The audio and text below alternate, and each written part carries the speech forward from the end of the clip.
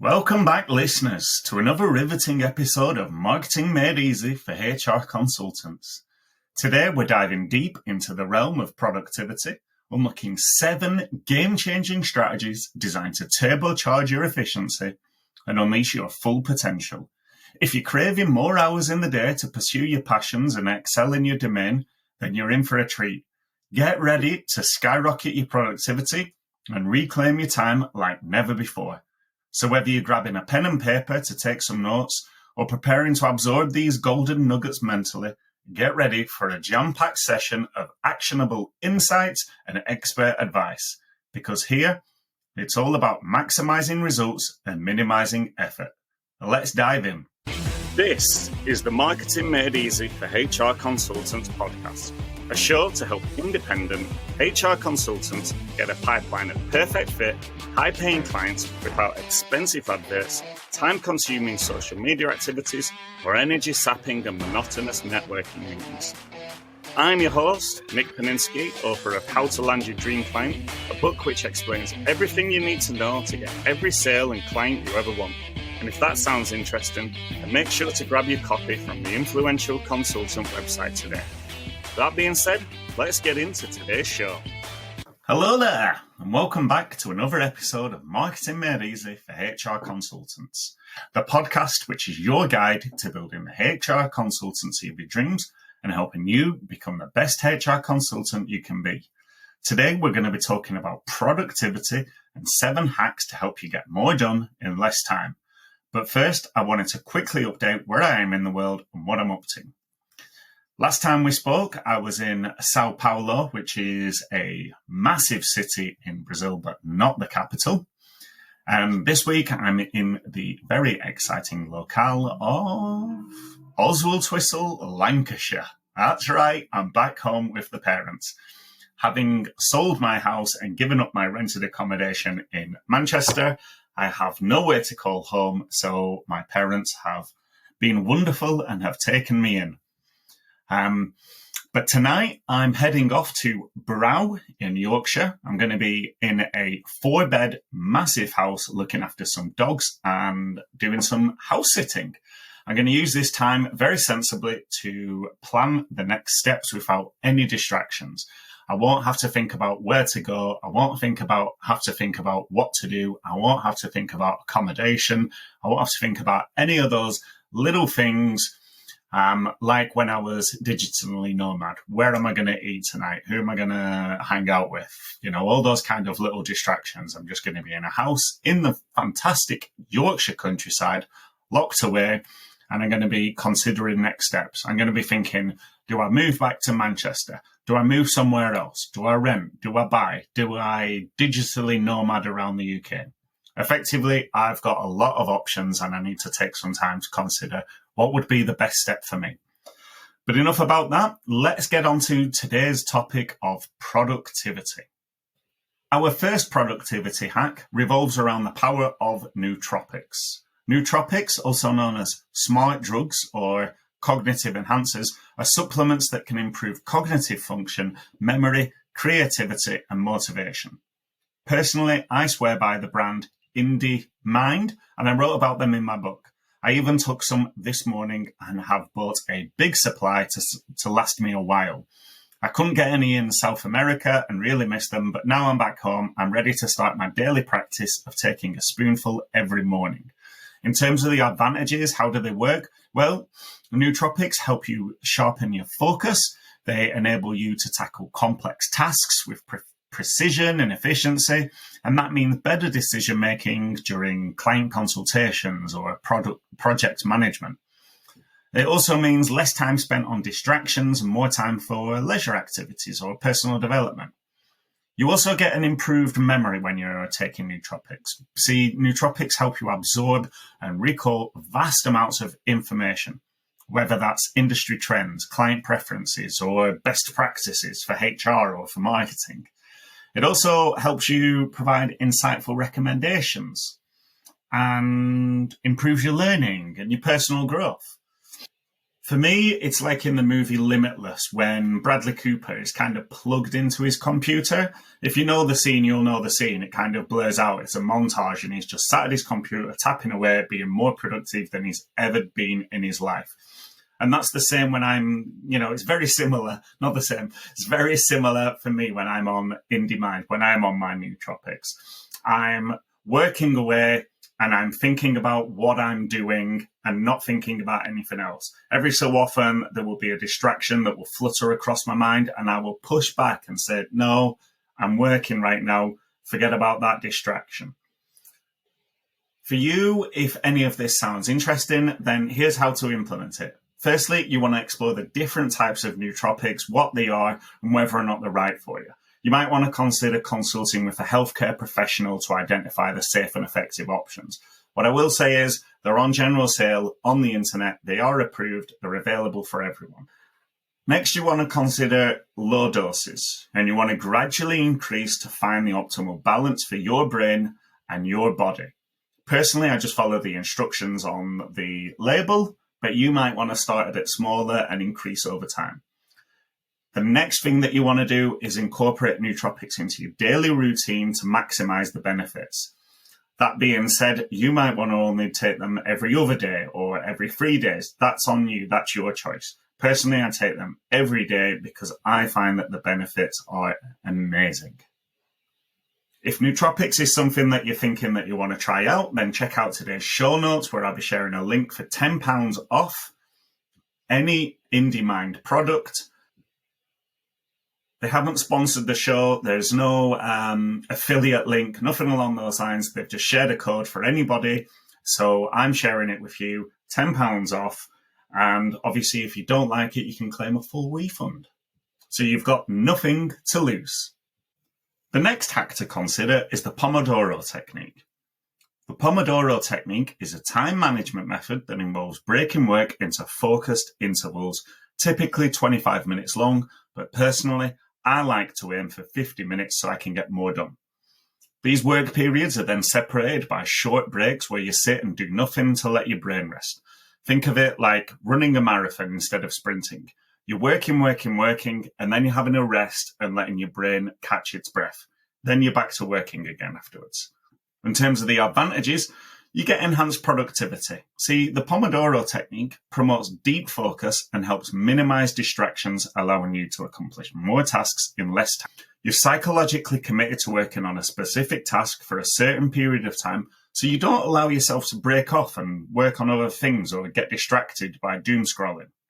Equally, you also reduce your procrastination.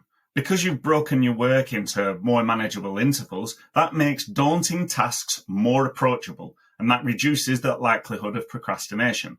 Your brain knows that you're only working on something for a specific period of time, and then it can take a break. And that feels better than sitting and working on something until it's finished, which can feel like a huge commitment and a very scary prospect. Ultimately, that means you get more done because you don't waste time avoiding doing it. In terms of implementation, firstly, you want to decide on your timer. So you can use a Pomodoro timer or an app to track your work intervals and your breaks. Personally, I use YouTube videos which play background music for specific periods of time and have these videos saved in my bookmarks so I can access them with one click of a button and I don't end up doom scrolling through YouTube. Next, you want to think about prioritizing your tasks. Identify important tasks and allocate Pomodoro sessions accordingly, focusing on one task at a time.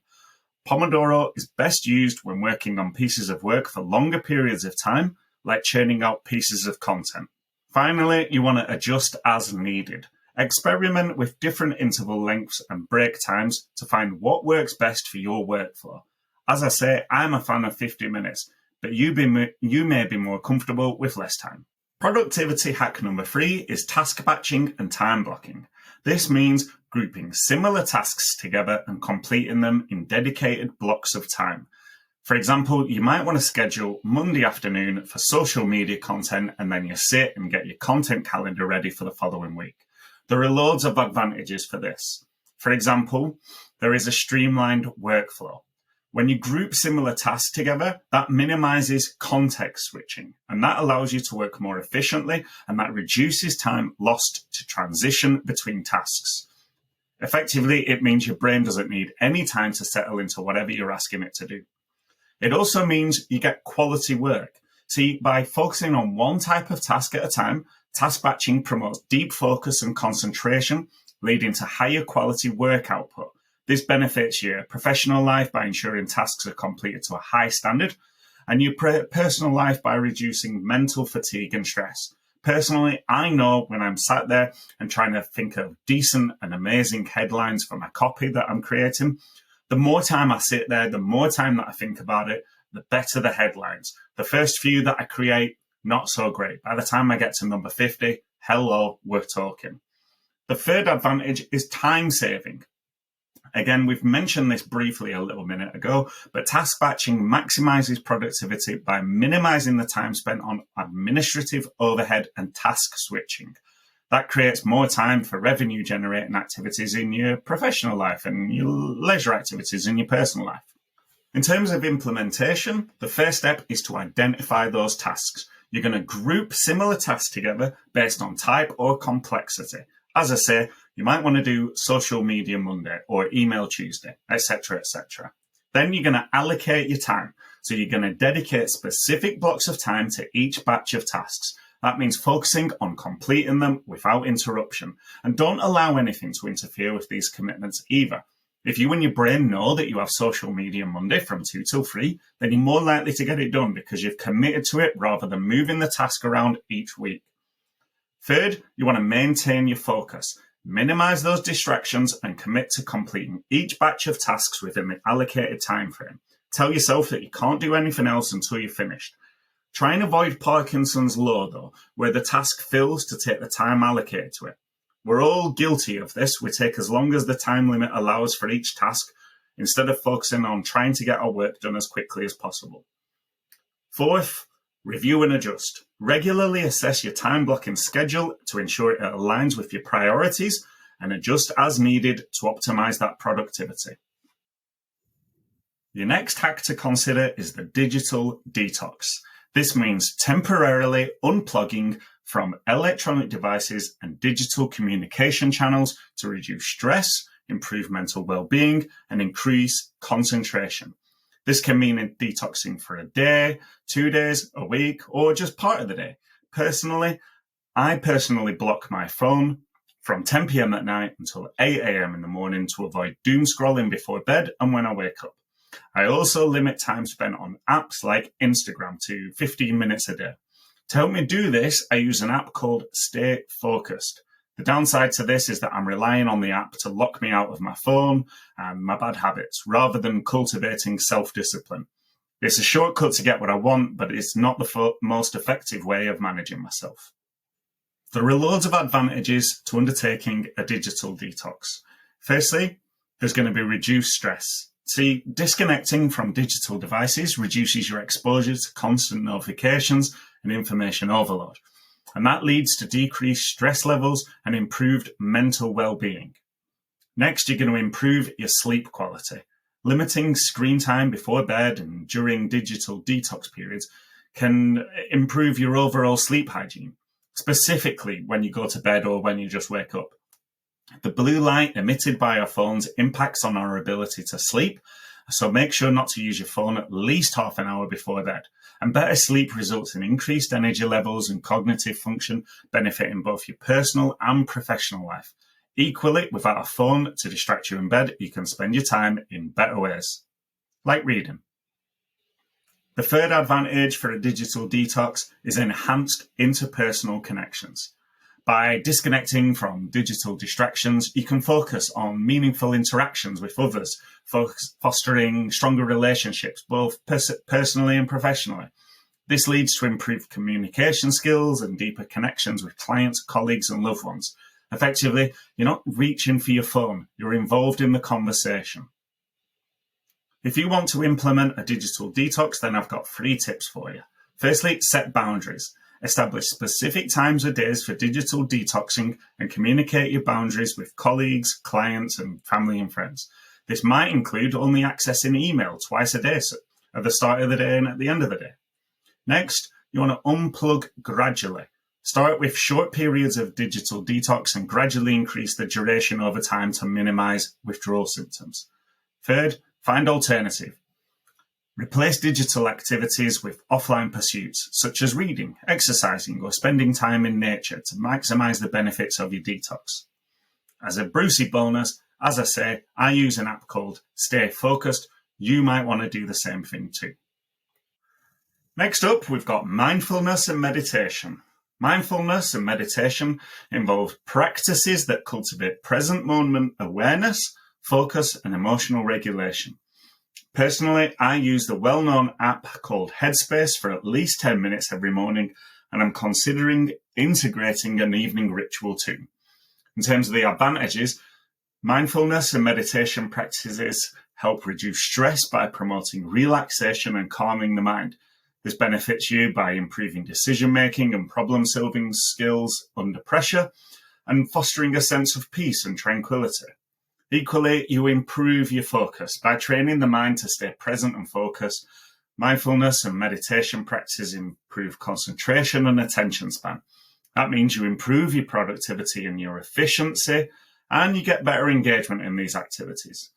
You also improve your emotional resilience. See, mindfulness and meditation cultivate emotional resilience, and that allows you to navigate challenges with greater ease and grace. This benefits you by enhancing your interpersonal relationships and your conflict resolution skills, but also helps you promote your emotional well-being and your fulfillment. In terms of implementation, start small. Begin with short meditation sessions or mindfulness exercises and gradually increase the duration over time. Make sure to establish a routine too. When you integrate mindfulness and meditation into your daily schedule, find a consistent time and space for the practice. And finally, focus on staying present. Practicing mindfulness throughout the day by bringing awareness to your thoughts, emotions, and actions can really help during especially stressful or challenging situations. Next up, we've got the Eisenhower matrix and the Pareto principle. I've grouped these together as they work well. Firstly, the Pareto principle states that 80% of our results result from 20% of our actions. I'm sure you've heard of this before, but if not, as a quick example, take a look at around the world we live in. 20% of the sports teams win 80% of the trophies on offer. In marketing and sales, 20% of your clients will be responsible for 80% of your turnover. And at work, 20% of the staff will be responsible for 80% of the problems. I'm sure we can all think of one or two examples. Now, to identify which activities are most impactful for our business, we can use the Eisenhower matrix because it helps prioritize tasks by categorizing them into 4 quadrants. These quadrants are based on urgency and importance and identify which are your high priority tasks and which are your low priority tasks. If that sounds interesting, then here's how to implement the 80-20 rule and the Eisenhower matrix. Firstly, list your tasks. Begin by listing all the tasks you need to accomplish, whether they're related to your work, your personal life, or other commitments, doesn't matter. Then, evaluate each task based on its urgency, how soon it needs to be done, and the importance, how much it contributes to your goals or priorities. Use a simple scale such as high, medium, or low to classify each task. Then create your quadrants. Draw a matrix with 4 quadrants. Important and urgent, quadrant 1. Important but not urgent, quadrant 2. Urgent but not important, quadrant 3. And neither urgent nor important, quadrant 4. Place each task into the appropriate quadrant based on your assessment of its urgency and importance. And then focus on quadrant 1 because those are the ones that require immediate action and should be tackled first. And then follow on with quadrant 2, 3, and 4 respectively. Once you've categorized your tasks, take action accordingly. Focus on completing your tasks in appropriate order, delegate some tasks if needs be, and eliminate or defer tasks in quadrant 4. Finally, periodically review and update your Eisenhower matrix to reflect changes in priorities and commitments. This ensures that you stay aligned with your goals and maintain optimal productivity over time. Effectively, by leveraging the Eisenhower matrix and the Pareto principle, you can gain greater clarity, focus, and control over your most important tasks, leading to enhanced productivity and success in both your personal and professional endeavors. The final hack I've got for you is outsourcing and delegation. Outsourcing and delegation involves assigning tasks or responsibilities to external professionals or team members to free up time for higher value activities. Personally, I use a virtual activity for some of my social media posting and for scheduling my email marketing. I also outsource anything design related, because I'm terrible at it, and some tech work like email funnels, etc., because, well, I just don't enjoy that kind of work. Outsourcing and delegation allows you to focus on your core competencies and revenue generating activities, which results in increased efficiency and productivity. This benefits you by streamlining operations and maximizing profitability, and that frees up your time for your leisure activities and your personal development. Equally, by outsourcing routine tasks or projects, you can scale your HR consultancy more effectively and take on larger clients or projects. This leads to increased revenue potential and business growth, benefiting both you personally and professionally, and it provides that better financial security and stability, which we're all aiming for. In terms of how to implement this, well, we've already done the Eisenhower matrix, so those tasks which can be outsourced or delegated, well, outsource or delegate them. Next, you want to delegate effectively. This means clearly communicating expectations, providing necessary resources and training, and establishing accountability measures to ensure successful delegation. And there you have it, folks. 7 productivity hacks to turbocharge your HR consultancy and take your business to new heights. From harnessing the power of nootropics to mastering the Pomodoro Technique. These strategies will revolutionize the way you work, allowing you to achieve more in less time while maintaining your sanity. Until next time, this is Nick Paninsky, and remember, get marketing, because without marketing, there's no sales, and without sales, there's no business. So get marketing. Hey there, and thanks for listening to the Marketing Made Easy for HR Consultant podcast. If you've enjoyed the show, then please consider taking a moment to help us grow by sharing the episode with a friend or colleague, or by leaving a positive review on podchaser.com. And make sure to hit subscribe so you don't miss out on any of the upcoming episodes. I've been your host, Nick Paninsky, and if you have any questions or want to know more about today's topic, then reach out to me on LinkedIn. I'd be delighted to hear from you. See you next time. For this week's LinkedIn, what's hot and what's not, I wanted to talk about LinkedIn Premium. See, I saw a post about this the other day and wanted to chime in with my own thoughts. What's hot is using LinkedIn Premium to find, identify, and interact with people in your target audience. See, the search function on LinkedIn Premium is much, much better than the free version, so you can filter down the results much more effectively. That then gives you a list of people to target and nurture to become leads and clients. What's not hot is paying for LinkedIn Premium and then not using it. It's a waste of money, so either use it or cancel it. There's no point giving LinkedIn money for nothing. You can spend that money in much more effective ways. Think adverts, direct mail, or even lumpy mail.